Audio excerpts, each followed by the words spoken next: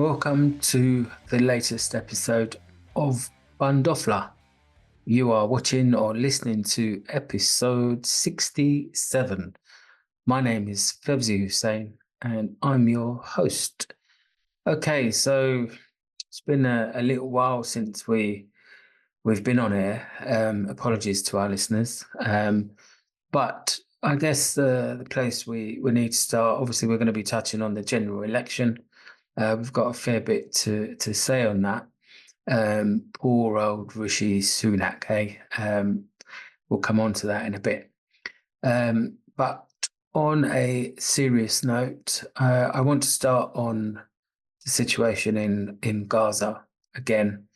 Again, the scenes coming out of Rafah, Gaza, the West Bank, wherever there is Palestinian people, the scenes are just completely heartbreaking, devastating, and they are deeply, deeply upsetting. The latest scenes being the Nusrat refugee camp, where Israel launched an operation. And yes, they managed to rescue 4 refugees, which is, very welcome news. But what concerns me, and it's been reported in the media, is that there have been talks about exchanging hostages and exchanging prisoners, and Israel have not agreed to this. So, in theory, from where I'm standing, the hostages could all be released, obviously pending an agreement, which we were, the public, the world watching was led to believe that this was quite close. But anyway, the RDF went into Nusrat, and there were awful casualties, Palestinian women, children, scenes that are it's indescribable, actually. And it's, I don't know. I mean, when is this all going to end? We're now, we're not far off coming up to 10 months. And the casualty figures are in excess of 35,000 dead Palestinians. Majority of those are women and children. What I will say is I saw on Al Jazeera, which is my go-to for the news, and this is how fair and objective I believe Al Jazeera are. They showed the footage, and I know Owen Jones commented on this. I saw the footage which Al Jazeera released of Israeli civilians being killed by Palestinians, whether these were Palestinian civilians or Hamas, or it was difficult to tell.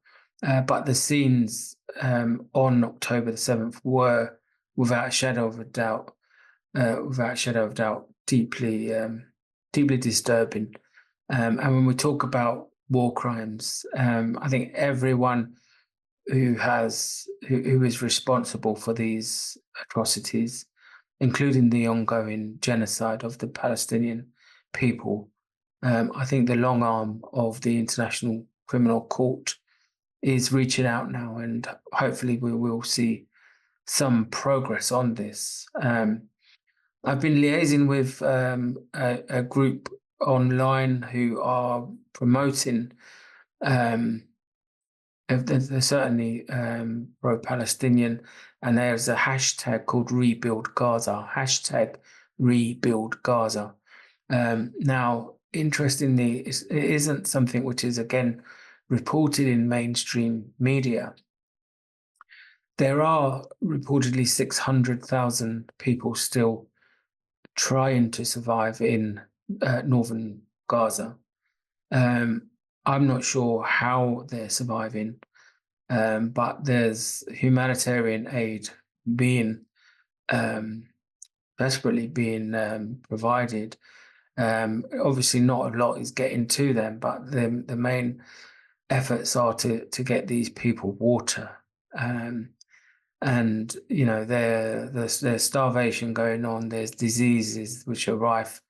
I said this in an earlier episode that the number of casualties is going to go, it's going to skyrocket on the back of this starvation and disease. But please do check out hashtag rebuild Gaza. They're an excellent group with some brilliant people on the ground, making a difference for those people who are stuck in northern Gaza. Okay, just on the war on Gaza, there was I think it was the 13th or 14th national demonstration in central London. The meeting point was Russell Square. It took place yesterday on Saturday, the 9th of June, and there was again approximately 250,000 people who took to the streets to voice their solidarity for the Palestinian people. The numbers are not dwindling. If anything, the numbers are growing more and more on every national demonstration. And such is the power of the people that we have seen some leaders in Westminster do a complete U-turn on the position of the permanent ceasefire, which is encouraging to see, albeit it's still, well, the saying, better late than never. But try telling that to our Palestinian brothers and sisters. So back to the domestic scene, there is the general election, which Rishi Sunak has called. Does the man have a political death wish? I wonder. He's so far behind in the polls, and he's called an election for July the 4th, Independence Day in America, as many listeners will know. They had the first leadership debate. I don't think most people got much out of it.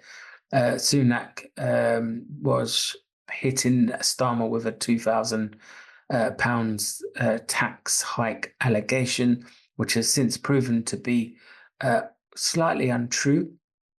And again, pretty much sums up what the Tories are about.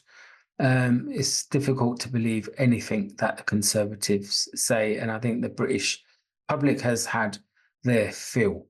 But there was also a 7-party debate just a few days ago, and that was just pretty unedifying because people were talking over each other, shouting at each other.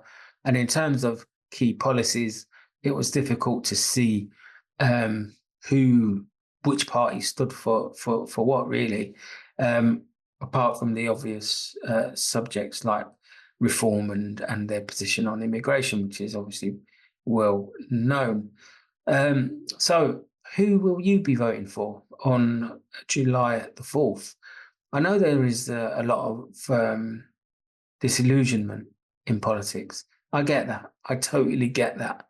But it is important to have your say. People died fighting for the right to vote. And I always make that point whenever there's a general election. I've nailed my colours to the mast, and I will be voting for the Green Party on July the 4th. I voted for the Green Party at the London mayoral election. And I'll say this, I've always had a lot of sympathy for the Green Party agenda. When I had Delilah Barrios on, who's a previous guest, who stood for the Green Party of the United States as governor in Texas, Delilah made some fantastic points. She was a true socialist. She is a true socialist. And I think that really kind of, for me, I saw the direction of the wind that I wanted to see. And the Green Party here in the UK are really pushing through with some fantastic policies. Obviously, the environment is very problematic at the moment. Tories are pumping loads of shit into the sea, into our rivers, and it's just one disaster after another in terms of the Conservatives. So I will be voting for the Green Party. Um, it's the first time I've moved away from Labour in a general election. Big decision for me. I used to be a proud member of the Labour Party, but I'm afraid under the current leadership of Keir Starmer, I won't be putting an X in any box for the Labour Party. I'm sorry. So I want to also give a mention to a few people who are also standing in the elections, and they are a group of independent candidates. Faiza Shaheen, who stood for the Labour Party in the last election in Woodford, Green, and Chingford, against that person, the other person called Ian Duncan Smith, former leader of the Conservative Party, and a particularly unpleasant character.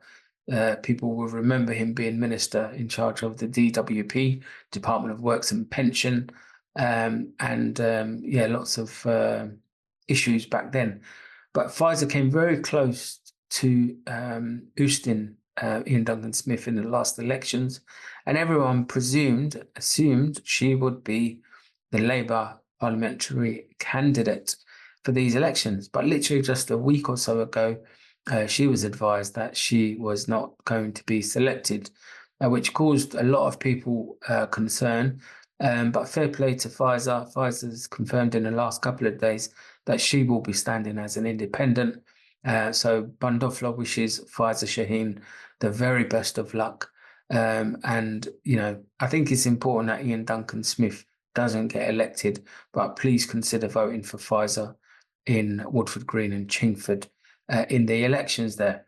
In Enfield North, a Turkish Cypriot by the name of Ertan Karpazlı, who has been on Bandofla previously, has also announced that he will be standing against the current candidate who got elected in the last general election.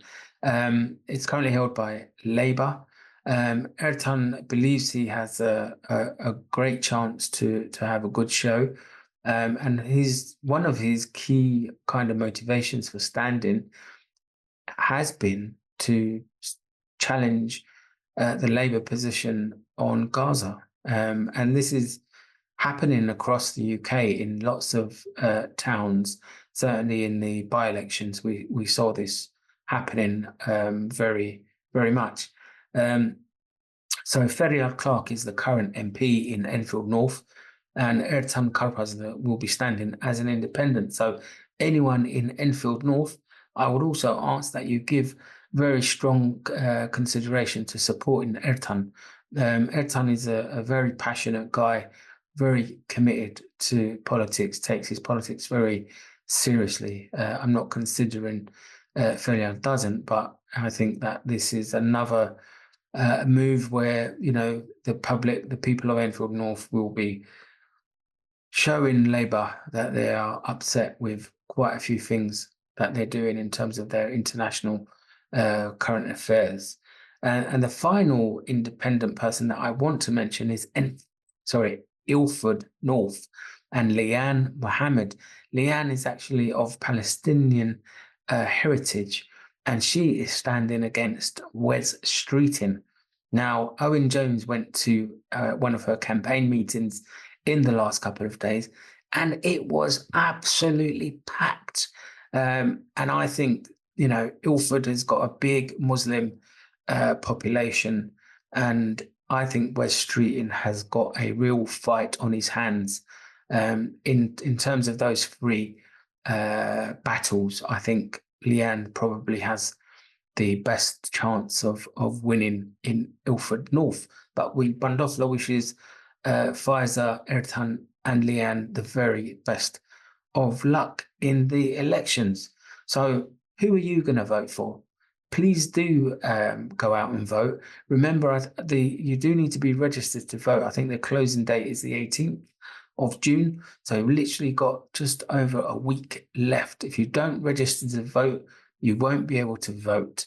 And when you do go to vote, you also need to bring photographic ID.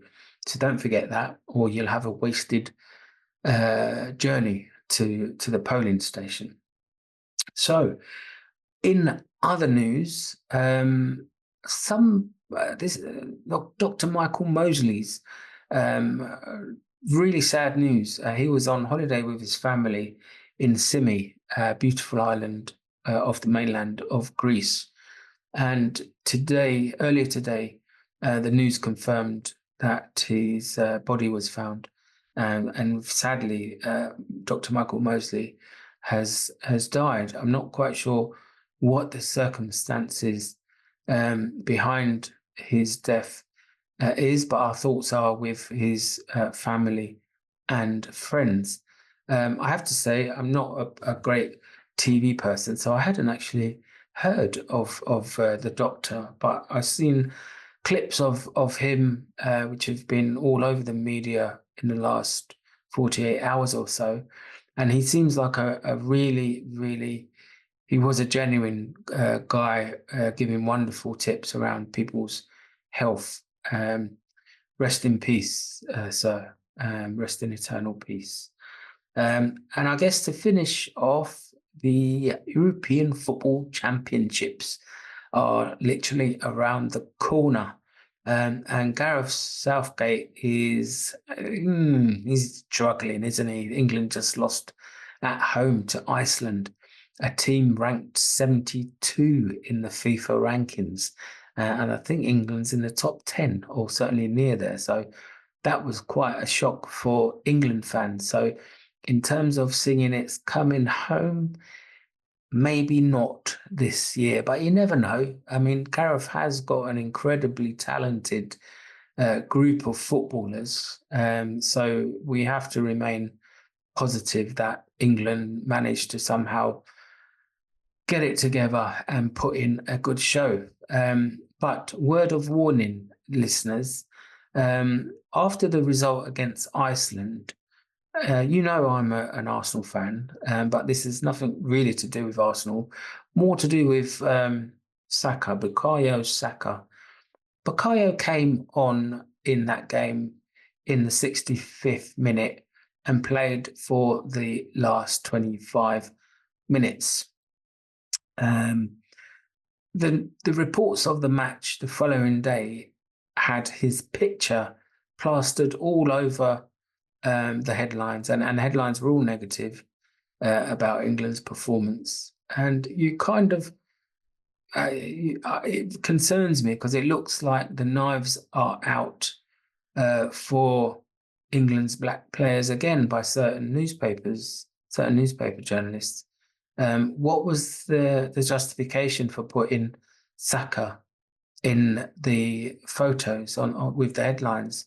Almost, it's not even implying that he was the one who let England down. It's very clear to see. I think it's important that as a country we get behind the whole team. And we know there's going to be some mediocre performances. People might miss penalties, miss chances. There might be goalkeeping errors, defensive errors. But let's not hate on our players, please. That's my message. But good luck, Gareth. Good luck to the England team. Let's hope you make us proud. So I'm going to leave it there for now, listeners. If you're watching on YouTube, please do subscribe to our channel. And likes and shares, etc., are all massively appreciated. We're on Twitter as well, _Bandofla, and you can email the show if you want to send me any messages, any feedback. We can be emailed at podcastbandofla@gmail.com. We're on Spotify and all good podcast platforms. Again, just search for Bundofla. So until next time, lovely listeners, please do look after yourselves, keep safe, and God bless. Take care.